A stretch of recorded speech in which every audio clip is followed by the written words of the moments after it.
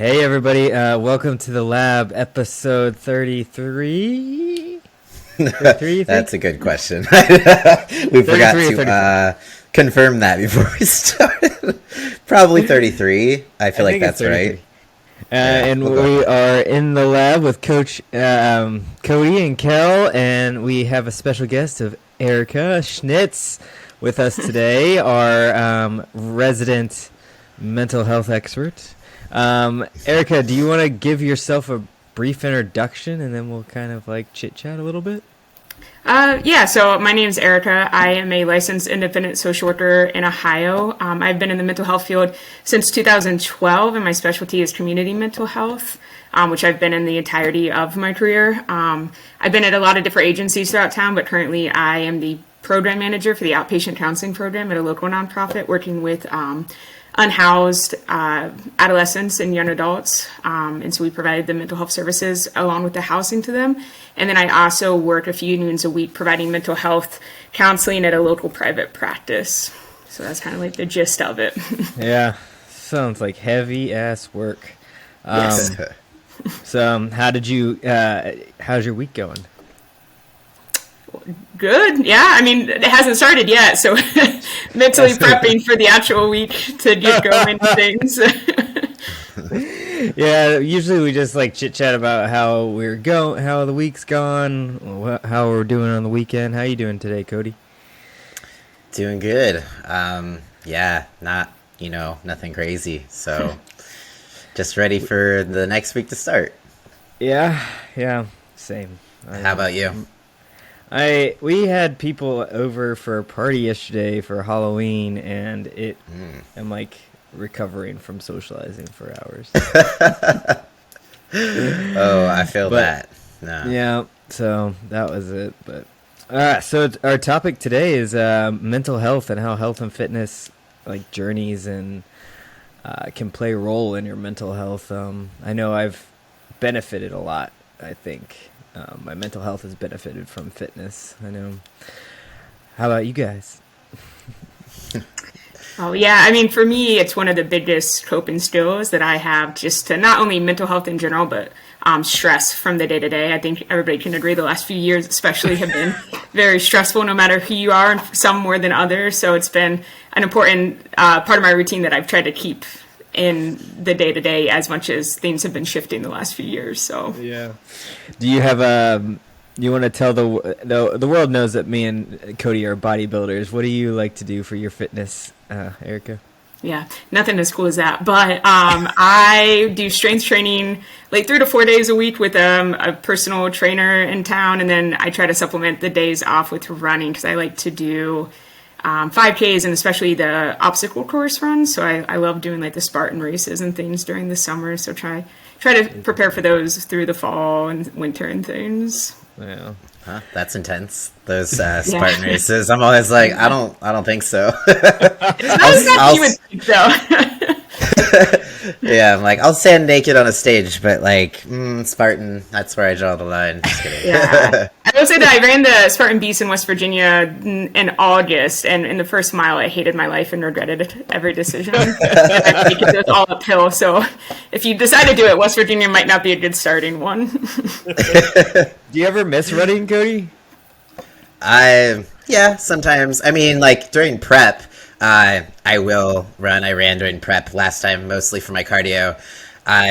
But my knee doesn't really enjoy it as much anymore, so I miss it less. But it is one of those things. Like there's like a special kind of endorphin that running gives you. So me. I do kind of get that itch sometimes. I don't think I've ever got a runner's high before ever in my whole life. Anyway, you were pretty hyped up after the 5K we did together, Cal, so I feel like I guess. you might have and you just didn't realize it. So Erica and I did this race in the middle of January once. And It was February. February, and it was so cold, and it was miserable. Like I wanted to quit the whole time. Like I couldn't feel my hands. It was I hate awful. that. It was Cold runs are their own hell because your hands go like they hurt. They start to hurt because it's like your body's putting all the blood like to your heart. So your extremities are like, we don't need these, so we're just gonna like stop, and it's painful, not fun. And I just remember my face got so cold and like wet somehow, and I'm like, what? Yeah, The and tears. the breathing. Yeah, and the cold. Breathing, The lungs do not work as well in the cold, which makes it awful too. So Like That's hurts to true. breathe. No So, thank you. Erica, do you prescribe exercise to your clients ever, or how does it work? Like, yeah, I mean, I physical activity than exercise, because I think the word exercise, depending on the person, could be more intimidating and feel a little more overwhelming. So like for me personally, and I will say this as like a disclaimer, I think that physical activity and exercise can be extremely helpful for mental health, but I do recognize for some people, it may not be, right? So people with like histories of disordered eating and different things, that might not be the most healthy way to like, work through mental health and stuff. But I think, just physical activity, whether it's, walking outside 10 minutes to running a 5K, like anything to get your body moving in general can be extremely healthy for whatever like mental health somebody's working through, whether it's just stress or actual diagnosed mental health condition like anxiety, depression, PTSD, any of those. yeah. Nice. And is there because I'm pretty sure isn't there clinical research that like it backs up like movement and its positive benefit on mental health? Yeah, there's quite a few ways that it's helpful. I mean, the number one thing I think which most people, when you talk about exercise, that they'll associate with mental health is that when you do any sort of physical activity, your body does release endorphins, which are one of the happy chemicals in the body. So once you complete physical activity, I think that's why so many people, experience what they consider like that runner's high or that high after working out, is it's really that your brain is releasing those endorphins, which naturally boosts the mood and things as part of the function. So I think that's the number one thing that most people are aware of when they think about how physical activity helps mental health and mood overall. Yeah, I guess that makes sense. Because I do get pumped up after a good workout too, even though I feel like exhausted. The good kind of exhausted though. Well, it's like it makes you the good kind of exhausted to where like you're too tired to really spiral with anxiety. So That's you true. know, Too, yeah. It is, and it can be a good distraction if you do have any like anxiety or just like thinking patterns that feed into whatever mental health you're going through. The exercise is like one of those healthy distractions to kind of get out of your head for a minute and just be more present in whatever environment you're in and things. It's true, because you can't focus on anything other than like your actual like not getting crushed by weight or running for fun. I don't know. it like makes you be present almost Yeah. because you have to focus on not dropping the weight on your face and stuff like that. Exactly. Yeah. And it can be helpful too, like running. And some people do run for fun, Cal. It is. I heard the way you said that, but it can, help people who have more difficulty with like regulating their breathing and things when they're feeling like higher levels of stress and anxiety. Like running, you do have to be intentional about your breathing, and so it can help get that a little more regulated, even though it feels like it wouldn't while you're running because of just obviously it's more difficult to breathe, but it is helpful in that sense too. Yeah, that's true. That's true. And then I remember you talked about it before that you sometimes would take clients during a therapy session and like play basketball and stuff, right? Yeah, which is the beauty of community mental health is community mental health, essentially, they don't come to you as much. You'd go out into the community and meet them where they are to try to eliminate barriers of like transportation and all those things. So especially working with younger people, it gave more room to like be more flexible in session. So you could take them and go on a walk at the park or go play like a sport while you're doing the session, just to get them out of the house, get them up and moving, all those things, which tends to, with younger audiences, get more of buy-in and stuff than just sitting in a room and kind of like staring at each other. So Yeah, that makes sense. I feel like that's a genius way. I wish adult therapy could also do that. I mean, technically they could. You just got to find a therapist that will do it, right? Yeah, that's true. that's one of the reasons in some states that are able to do it, like adventure therapy is a big thing too. Not only for the physical activity aspect, I mean, for a lot of aspects, but that's one of the aspects of it that they tie into it, is like that just up and movement and doing activities outside and things. Is that more to make people comfortable, or does it help people like open up more, or is that, I guess that goes back to the comfort level probably? Yeah, I think it varies from person to person. Like some people really enjoy coming into the therapy room and, and just having like a session in that space and things, while others, they enjoy being outside more. It makes them more comfortable. I think for some of the younger people, just attention spans and things as well. If they're doing something while they're talking, they can like maintain focus, attention for longer periods, and stuff. So that makes sense. Adventure therapy, though, the idea is like the physical aspect, but I think a lot of it is, and I've never done it, so if anybody out there is listening and they're in it and I'm wrong, I apologize, but for what I've read, a lot of it is just challenging our own limits and like showing us what we're capable of, and like when we're put in those situations, like going on a very large hike, and those mental barriers we're breaking down that tend to get in our way outside of the therapy room and things. And so it's teaching people more of the skills in the moment of how to navigate like that stress, that doubt, all those things like in real time, versus sitting in a room talking about it and then like the client having to go apply it themselves. They're getting that in the moment practice. So I feel like most personal trainers are adventure therapists. I'm just going to relabel, as an adventure therapist. That's hilarious. With limitations, No, just I also think one of the other like super important things about working out or physical activity is one of the number one things we talk to clients about, especially when they first come in, is sleep. Because if your sleep's not regulated, a lot of other things are going to be out of regulation for you, even if you're doing what you're supposed to be doing during waking hours. If you're not getting that solid sleep, you're still going to be impacted and not be able to apply as much. And you all might have talked about this before, but the more physical activity that we do, the more likely we are to get in that deep sleep at night. And when we're in deep sleep, it actually helps us process and consolidate memories differently. And so our brains continue to process things and stuff while we're in deep sleep, which is helpful for mental health as well. So it plays a key role in that too. I didn't know that that it helps with memory so much. Yeah, it's like one of those things where I tell clients sometimes, the saying is don't go to bed angry, but sometimes it is good to go to bed angry, because when you sleep, your brain, if you get in that deep sleep, your brain's actually processing the situation still. And so that's why sometimes if you go to sleep and you're feeling some type of way about a situation, you wake up and you have like a new perspective on it. It's actually your brain doing work at night when you're sleeping and things. That's crazy.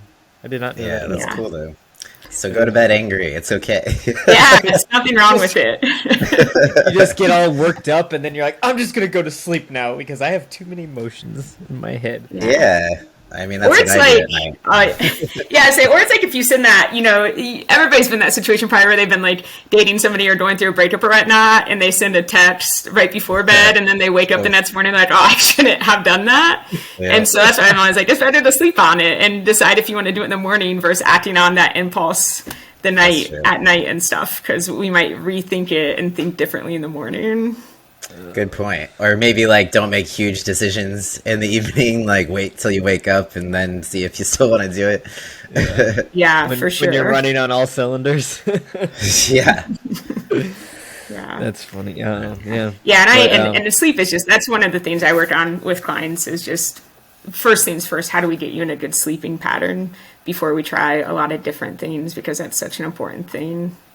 Yeah, that's one of the things I come across all the time. I won't say any names specifically, but you know who you are. It's like trying to get people to actually sleep, especially when you're on the younger side. It's like there's this understanding. They're like, I don't need it. We'll skip that. It's like the last thing on the priority list. But in reality, it's like, no, it's so important for everything. Appetite regulation, memory, mood, energy, all that. But yeah, so I love sleeping. I don't get it. But I do have several clients who are new parents or have are parents of young children, and they just like I don't sleep very often, and if I do, it's like I'm waking up every 3 hours, and I'm like, oh my god, sounds awful. Yeah, I Yeah. can't do it. Sounds awful. That's a lot. Yeah. Yeah. But I think one of the other things that at least that I've noticed with fitness and mental health and like kind of the intersection is that kind of like what you were getting to with the barrier breaking, like the goal attainment, like when people like hit goals in a fitness journey, I feel like it breaks their brain a little because they like are able to break through things they haven't, like limitations they've set in their head about other things, not even just the physical things. And I think that was one of the things that people don't think about, its effect on mental health.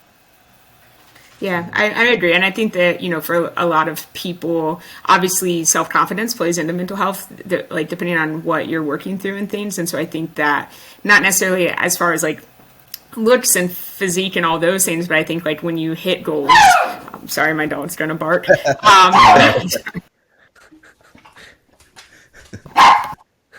When you hit those goals, it gives you a new sense of accomplishment and makes you like believe like you can do things and in yourself more and things of that nature as well. So. Oh, sorry, you cut out for a second, Erica. Oh no, sorry, my internet connection's probably not the best either. But I was just saying that I think that working out and physical activity, along with confidence, as far as like looks and physique and those things, it also helps out the mental confidence. To your point, Kel, of setting a goal that you may not think you're going to accomplish, whether it's like upping how far you run or upping the weight or whatnot, and showing yourself that you are capable of things, even if you initially don't think you are. And I think that confidence just helps keep building and building in other ways outside of the gym or whatever space somebody uses. In correlation to like the gym space as well. So right, yeah. Well, and I think that's like one of the big benefits also, or like one of the big dangers with all these like trans kids bills, just because I think like so many people aren't going to learn the same things when they're not allowed to play sports. Does that make sense? Yes, I think we might have lost her because... Yeah. Oh, I hear her. Yeah, she's back. okay. sorry. Yeah, my internet. I'm sorry. You're good. No headphones, but crappy internet, dog barking. It's really okay. But I think that's like one of the major dangers is like people aren't going to learn the same like coping strategies if they're not allowed to play sports as their kid, because I think that's most people's introduction to fitness at a young age. Yeah. But that was my point. Yeah, no, I agree. I think I got the gist of what you're saying since my internet cut out. But I think that obviously the bills have such a large impact on like mental health, and then you're taking away outlets that young trans kids have to increase their mental health. And so it's just kind of like taking everything away at once from them, which only impacts mental health and things. Yeah, absolutely.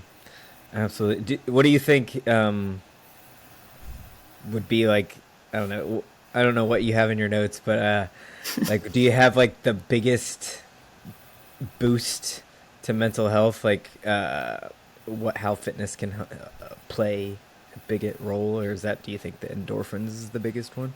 Yeah, I think like what we've already talked about, the endorphins and the mood, and then also, our brains are always constantly creating new pathways and things. And if our stress levels are up too high, so like our cortisol, adrenaline, and those things, it gets in the way of that production. And that's why sometimes like, when a situation happens, people can get stuck on it, like stuck in their thoughts on it, like ruminating on it, all those things. And so like if we're able to increase like physical activity and stuff, it helps lower the stress hormones, which then increases some of the proteins that we need to have like that neuroplasticity. And so it can help us get unstuck sometimes in situations that we're in or having trouble kind of like working through.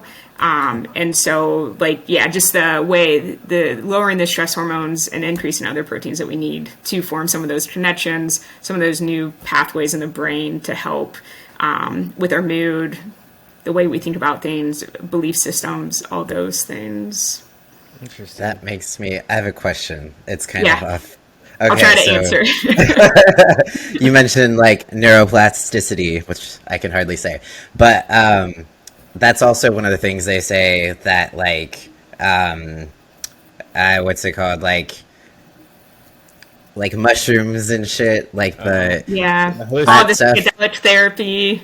Yeah. So psychedelic therapy. So like I didn't know that exercise kind of had that same effect. So that's cool. But also, like, do you have any knowledge surrounding the psychedelic therapy? Like, what kind of, like, how real is that? Is it overhyped? That kind of thing. I'm fascinated by it. I know that it's picking up in some states. Like some states, depending on like your training and stuff, they're allowing it. But I don't have a lot of knowledge on it yet, because I guess like this is naive of me to say, but I don't think Ohio will be like having that anytime soon, just based on our state's beliefs about things. So I haven't looked into it as much, but like I have read a few things from like clinicians who are going through the trainings and things, and for what they've said, it's like it's effective. But I don't have a lot of knowledge on it yet. Okay, Man, Cody, sorry, I had to ask. Yeah, between exercise and your ketamine treatments, you're going to be like the most neuroplastic person ever. Yeah, you would think, but I'm still just as anal and type A as I was before, so. Just kidding. It's a little helpful. I'm not done yet. We'll see what happens. That's and I think there's like a lot of it works the same way, just like how quick the results come. So I think like if using like mushroom therapy and those, and I don't think that's the correct term, but the psychedelic therapy, if that is doing like the same thing, it's probably at a higher speed sometimes than like, a few days in the gym a week. So I think some things they work on the same premise. It's just some get faster results or like more significant results than others. Yeah.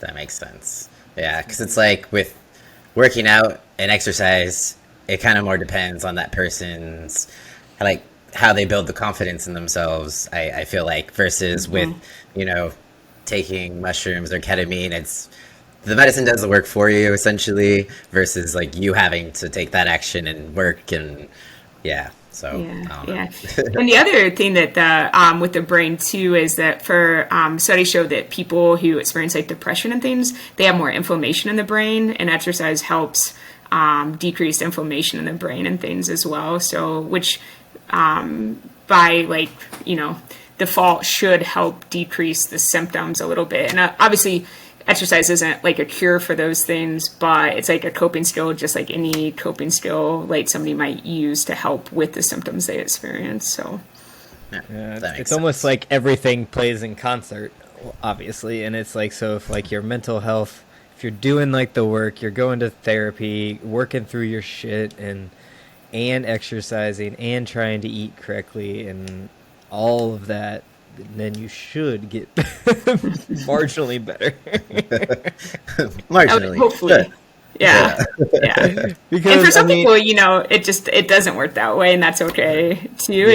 But the goal would be, that you would see some difference. A lot of my serotonin store bought too, so I understand. But it comes, right? And then do you know anything about how food can help your mental health and like eating proper diets and stuff like that? Or do you know is there any research based on that? Do you know?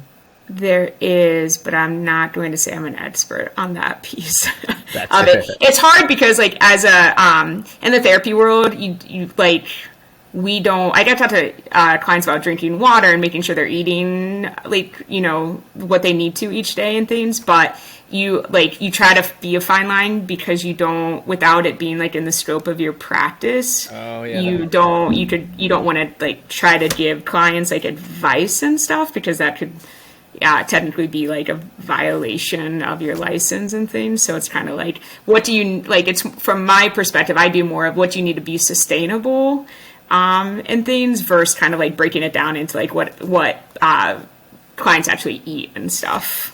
Yeah, that makes sense. Yeah, I mean, that's cool. But I lost my train of thought.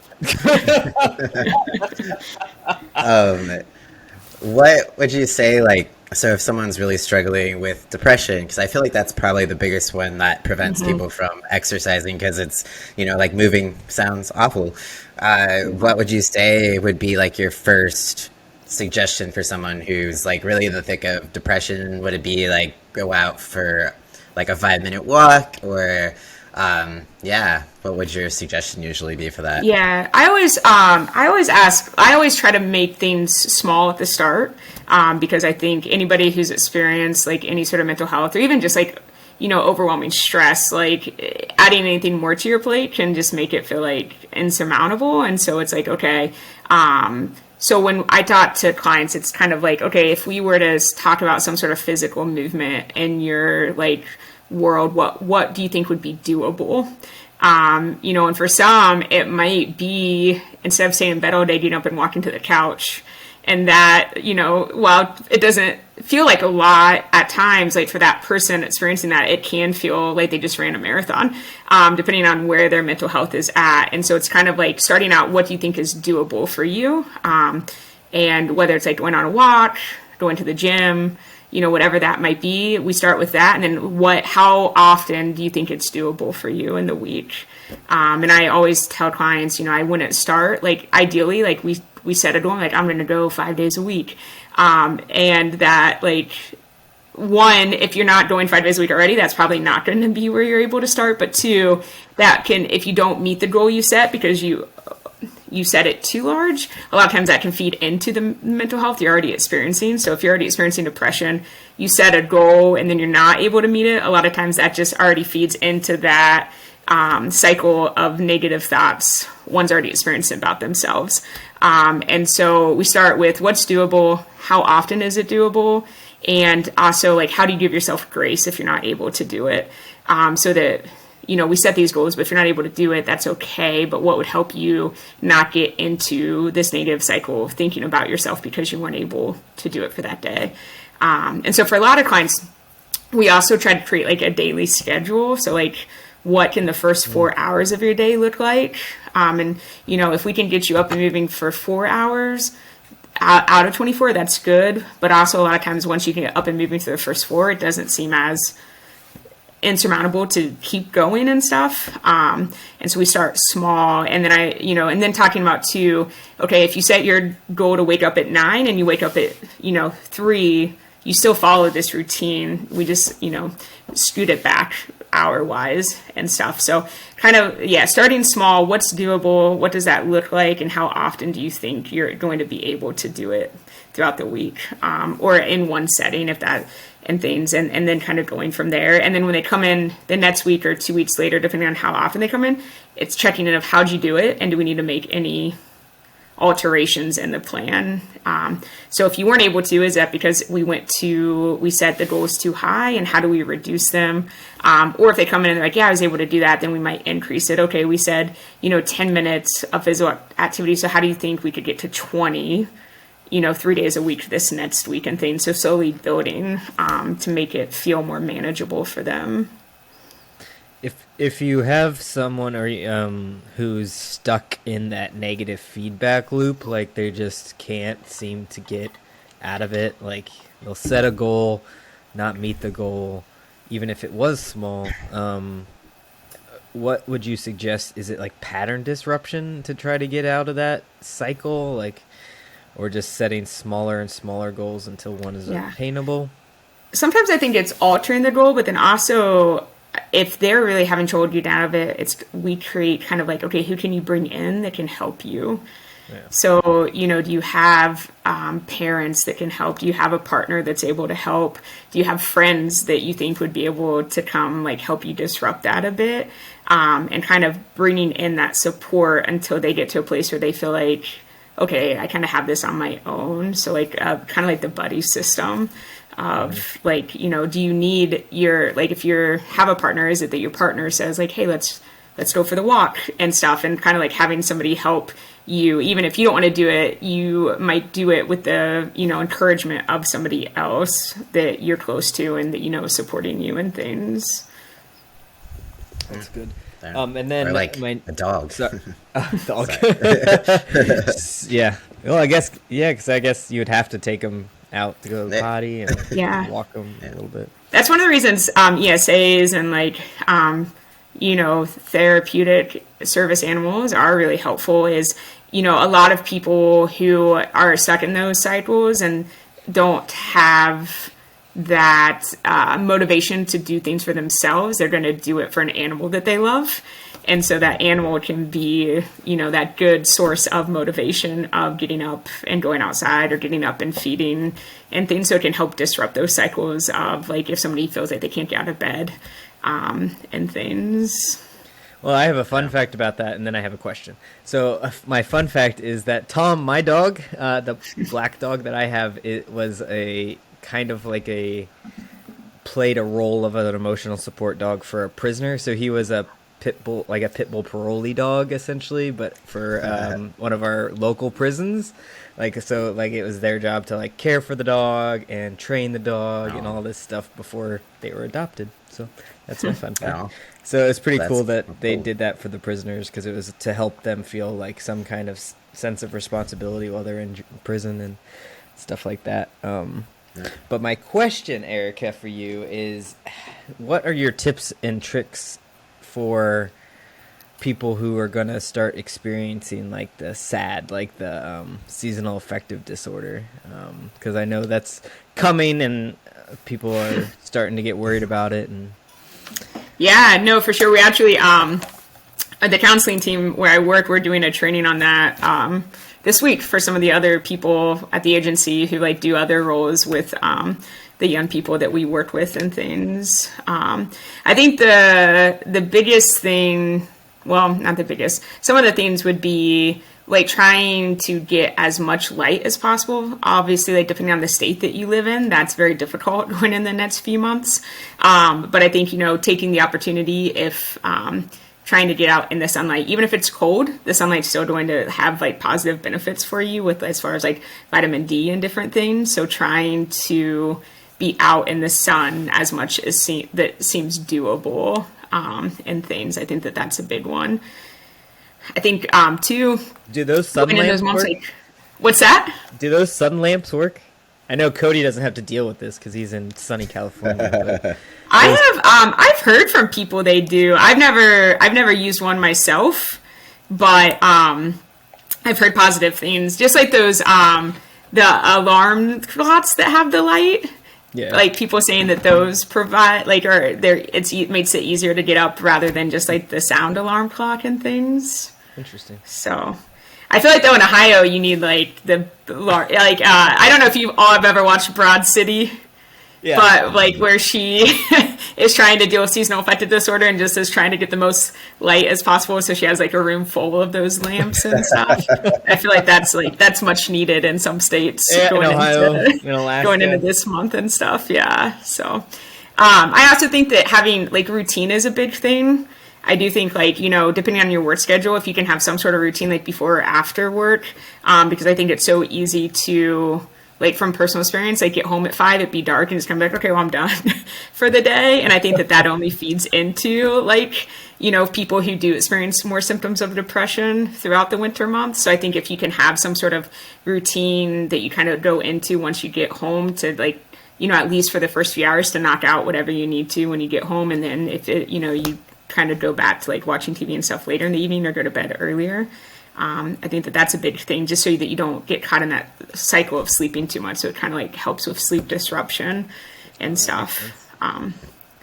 definitely. And then I think too, kind of like what we're talking about now, physical activity is a big thing, and not allowing yourself to isolate as much.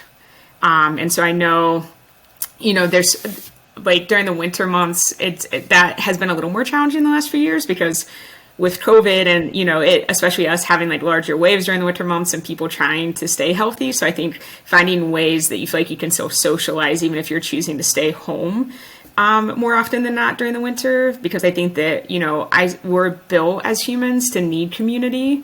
And so, when those symptoms kick in and one of the symptoms of depression is withdrawing, I think that trying to push yourself to get some socialization in whatever form that needs to take for you can help keep some of the symptoms at bay or a little bit lower than what they might be if you like went into that like isolation mode and things. Yeah, that makes sense. Do people in California get this sad? Yeah, well, I mean, especially in NorCal, because we actually do have seasons up here. So it does get cold, or if you're in Tahoe, it snows like a lot. So, it's not like Southern California. They get, the good stuff pretty much year round. But up here, yeah, you can definitely get some sad. But yeah, it gets hot in the summer too. So normally the sad, I feel like, doesn't really kick in until about January, and then it's like, okay, I'm over it. Yeah, we're about to go into the dark times, and so yeah. And I think especially for people who have like diagnosed depression, or even if you haven't been able to like see a mental health specialist or a doctor and you haven't been diagnosed, but you have most of the symptoms throughout the year, just to be mindful that it does, usually double going into these months. So being mindful of those, like, if you have coping skills or routines or whatever to help keep the symptoms manageable throughout the warmer and longer days and all those things, is like being mindful of like maybe upping some of those things going into like the winter and stuff, just to kind of help make it feel a little more manageable. Yeah, that makes sense. Yeah. Yeah. Yeah. I'm not looking forward to the winter this year. I just want us to stay fall forever. Because I always struggle with the dark and it being dark all the time. So it's dark right now. And I think one of the things too that is interesting with like when talking about physical activity and how it can help manage mental health, I don't know if you all have ever heard of the window of tolerance. Kel, you might have, because we might have talked about this before, but I won't be offended if you don't remember. Remind me. Yeah, so it's hard to not do it with like to talk about without any visualizations, but the window of tolerance is this idea of we all have this zone where we feel kind of calm, cool, collective, where we're able to regulate. Not a lot gets us like kind of dysregulated in things. And for some people, they have a really large window of tolerance, so it takes a lot to get them dysregulated. It takes a lot to stress them out. It takes a lot to make them feel anxious, whatever the case might be. And then for others, they have a lot smaller of a window of tolerance, especially individuals who have been through like trauma or who already have been diagnosed with like anxiety, depression, those things. Their window of tolerance tends to shrink. The good thing is you can always work to like increase your window of tolerance. So even if you have a small one now, it doesn't mean it's small forever. There are things you can do like therapy and different things to help increase it. But anyway, the idea behind it is when we get out of the window of tolerance, it activates our fight, flight, or freeze mode, which is our brain. So our brain's number one objective in life is to keep us safe, because if we're not safe and something happens to us, the brain no longer exists either. So it's one thing is my job is to make sure you stay alive and safe. And so sometimes our brain activates the fight, flight, or freeze mode when it's not the most helpful, because it thinks like, oh, you're in a dangerous situation. And, it's helpful. I always tell clients it's helpful if you're in the woods with a bear. But if you're in your living room and you're feeling the same sensations you would if you were in the woods with a bear, it is like, okay, what do I do with this now type thing? And so for some people, you just have all this adrenaline, cortisol, stuff rushing through your body and you don't know what to do with it. And so for some people, when they get out of their window of tolerance, they go into more the hyperarousal, which is the fight or flight mode of the fight, flight, or freeze. So your body is like, okay, I'm going to get us ready because whatever we're facing, we have to be able to fight or run away from it. And so when somebody goes to that part of the window of tolerance, their body actually goes, like, the cortisol starts pumping, the adrenaline, body temperature goes up, heart starts beating faster, their breathing probably gets a little more shallow. They start getting a little more fidgety. This might, like, they might yell, might feel more anxiety and things in that state. And then for people on the opposite end, they go into hypoarousal, which is more like the freeze zone of the fight, flight, or freeze, which is like the body's like, okay, to keep us safe, I'm going to shut down on you.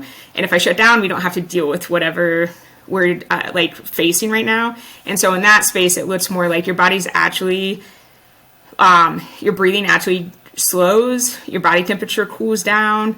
You start to feel more tired. You want to, like, isolate yourself. For a lot of people in this zone, they start to, like, dissociate and things, which is like the disconnect of the brain and the body to keep oneself safe and things. And the one thing, and I bring it up for this conversation because the one thing that is suggested for both, whether you go into hypo, or both, is physical activity. Because if you're going to hypo and your body's wanting to shut down, by you doing some sort of physical activity, whether it's walking, running, jumping jacks, dancing, whatever the case might be, it's helping your body get back up to, like, its regular functioning level. So it's helping get out of that shutdown mode. And then if you go into hyper, like, your synthetic nervous system is activated because that's, like, what's in charge of the fight, flight, or freeze. So it's helping bring your parasympathetic on board too and get more control of the synthetic and, like, bring your levels down. And so no matter who you are, whether you already have, like, a mental health diagnosis or you're just somebody that deals with stress, which we all do, we go into those zones. And so, like, figuring out what works for us physically to help bring us down can be helpful in those, if we're experiencing, like, that dysregulation in our body. So is it essentially like would be like how when you're out of control, like when your car is out of control, like turning into the spin, is this essentially the same thing? Like, you know what I mean? Like, so yeah. If you're, like, spinning out in, like, your car, you're supposed to turn into it instead of, like, fighting it. Because everything gets on board essentially at the same time, right? Yeah, kind of. I mean, you're wanting to lean into, like, the things to help bring you out of it. Okay. So, I mean, I guess kind of, I don't know. Bad analogy. Maybe. Turn the other direction. Yeah. But yeah, it's like, you know, because we're not always in charge of when that fight, flight, or freeze kicks in. And so it's kind of like the more we know what helps calm us down in that moment, the more we feel manageable. And that's one of the reasons why they say, like, the cold plunges are helpful, is, like, when you get into the water, you're actually activating that fight, flight, or freeze mode. And by, like, figuring out, like, the breathing and stuff that helps you stay in the water, you're actually getting more control of that response. And so, like, when you go out into the real world outside of the cold plunge, you're able to respond to those stress hormones better and things to help your body stay regulated in stressful situations, which then just helps your overall functioning and stuff. That makes sense. It does make sense. I wish I wasn't such a weenie and could do those cold plunges. Would you have any advice for people who tend to, like, cope with food? Because that's definitely, you know, when people are usually feeling the fight, flight, whatever, a lot of people reach for food when it's kind of like a temporary relief, but one that definitely doesn't last long. So, yeah. Yeah, and so I'm always nervous about this topic because of, like, just the regulations and stuff. So I'm gonna make a pre-disclaimer that I'm not, like, somebody that specializes in, like, disordered eating or anything. So this is just, like, my clients who I know have, like, outside of, like, that dysregulation, have a pretty healthy eating patterns and things, and I don't fall into that, like, disordered eating category. What I tell them is, you know, if that's your go-to and you're trying to break it, maybe try something first outside of that, and then if that you still have that urge, then, you know, you decide what you want to do. But, you know, if you're feeling that way and your first thought is going towards that, like, try taking a walk coming back from the walk and seeing if you still feel that way. And, if you do, if you choose to have that snack and stuff, completely cool. But if you're trying to break that, see if, something like that can help get rid of that first go-to and things. So trying to disrupt that tradition. It's just kind of the same idea of somebody who might go to alcohol or something to anything that we recognize as oh, that's an unhealthy way to cope with it. Try disrupting it by trying something else and then coming back and seeing if you still have that urge that you had at the start of the stressful situation. Yeah, makes sense. That makes sense. Yeah. That makes sense. I think we covered all of my questions. Do you have any more questions, Cody? I think, we kind of went over depression more so. Whoa, fly. Okay. So the anxiety part of it. Yeah. So how would you help someone get out of an anxiety spiral, or maybe they're too anxious to go to the gym? Any kind of coping mechanisms that might be able to, help people from the anxiety spirals and all that kind of fun stuff. I tell clients that if you're in an anxiety spiral, and you're noticing the thinking patterns are that anxious thinking, until you regulate the body, you're not really going to be able to get out of the thinking patterns the way anxiety works in the brain. So if you're feeling extremely anxious, one of the number one things is how do you making sure your body's regulated. So bringing yourself out of that. And there's a few ways you can do that. One of the ones that I recommend to clients that tends to be more of a shock to the system is coldness. So taking a cold shower, but obviously that's not always the most convenient.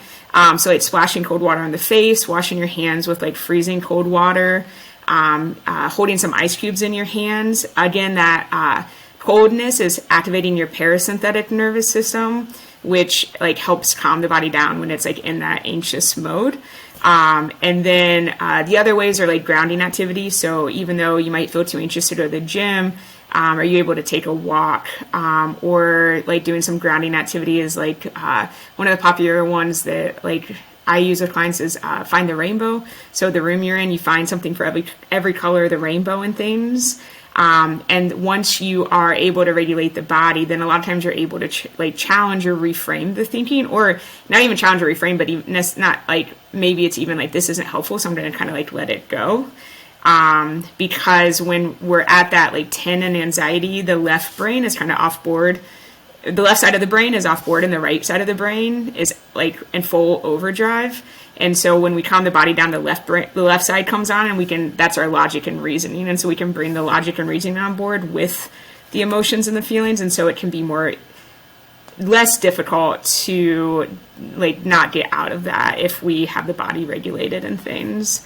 I also think to your point, that was kind of if you're stuck in that spiral, but I think if the gym is too anxiety provoking, it's what other ways can you get that physical activity for the day? So maybe you recognize, I'm too anxious to go to the gym today, but are there other ways to supplement that physical activity for the day? Either at your home or going to a park or something where it just feels less anxiety provoking and things. And then I would say, if a client came into me, we would break it down. What is it causing the anxiety at the gym, and how can we find some ways to address that?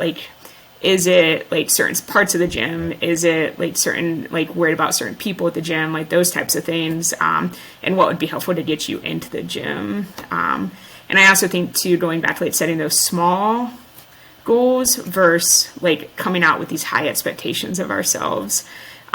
So what feels doable to you with where your anxiety is at, and what steps you can take to do that when it feels doable. Yeah, I like that. Yeah. So maybe someone who is trying to get to the gym and it's just too anxiety provoking, would you suggest going and just signing up and then leaving for the day, or starting small, just getting in the doors? Maybe going, if it's a Planet Fitness, do one of the massage chairs and leave or something. Is that what you would kind of? Yeah. And I think again, I always talk to clients about how do you find how do you find like that grace for yourself? So maybe you went into the gym and you got there and you're like, this is just too much.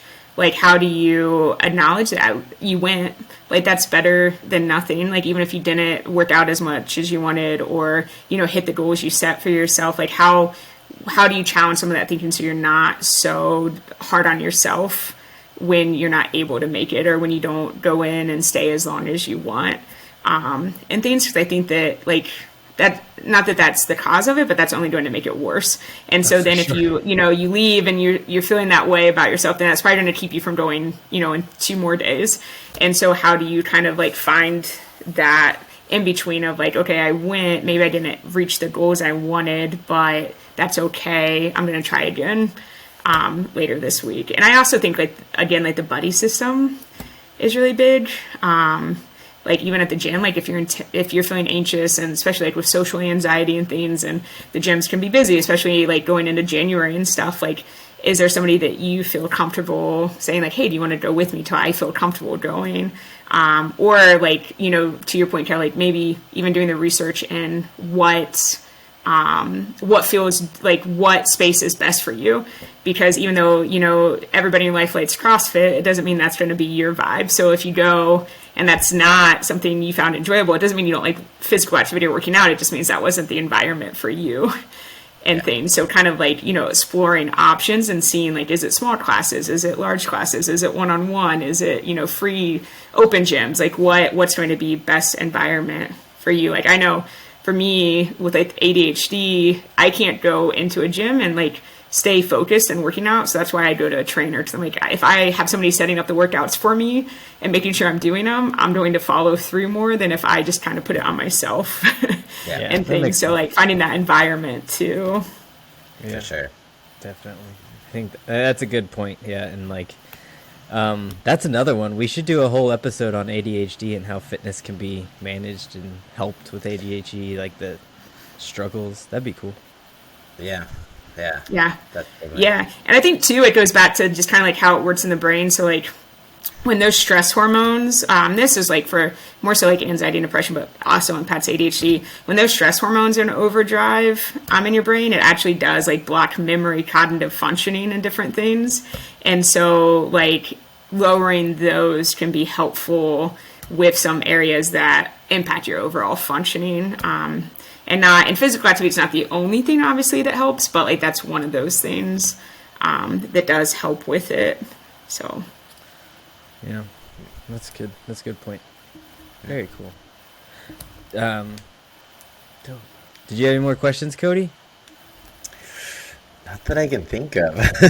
Did you have anything that you wanted to cover that you didn't get a chance to, Erica?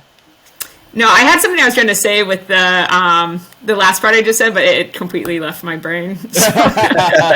ADHD, you know. I know. Yeah, it's like I was thinking too fast, so I lost it. So that's fair. So, well, cool. Well, thank you so much for coming on and dropping some knowledge bombs on us. I think I know we've preach about it all the time, but I think my mental health has improved so much since I started like taking my fitness seriously, and I have to kind of like give it its due respect because of that. So yes. Well, if you if you think it would be helpful too, I can send you some links that actually back up to some of the like scientific reasoning for some of the things I said, just so people know I'm not just pulling things out of a hat and trying to sound cool on it and stuff. So, and then I know I will remember what I was going to say, so I will text it to you, Cal, and maybe you can add it to the caption on Instagram or wherever, because I know there's another piece of that I just can't remember right now. So perfect. That sounds good. Hey, and we can always have you back on. yeah, that's very true as well. So. All right. Well, we always like to end our episodes with a power talk, and Cody has it today. So, what do you want to give us today, Cody? All right. So this one is we have only 2 choices. We can focus on what we want for our lives, or we can focus on why we cannot be successful attaining it. Either way, we will get what we place our attention on. So yeah, I like that because it's like, essentially, if you focus on the negative shit, it's probably where you're gonna head. And it's kind of like whether you think you can or you can't, you're always right. That kind of saying. So I'm kind of guilty of being, a negative Nancy a lot. So that was probably more for me. I'm like, you know what? I just gotta believe in myself more, and I feel like that's probably a lot of people that struggle with that. So yeah. I like that, and I think everybody falls into that trap every once in a while. So I think it's a good reminder. Sure. Yeah. Yeah. All right. Well, thank you again, Erica. Appreciate it, and we'll have everything posted tomorrow, so you get to Yes. hear it. And we can't wait to. If our listeners have any questions on mental health, also please drop them below, and we'll get them answered in either Q&A or another podcast episode or whatever it is. Yeah, and if I come back around, I'll have headphones and better internet. So, not so many disruptions. That's okay. I've often unplugged my mic midway, so This is true. all right. Well, until next time, everybody. Yes. Peace out. Bye. Bye.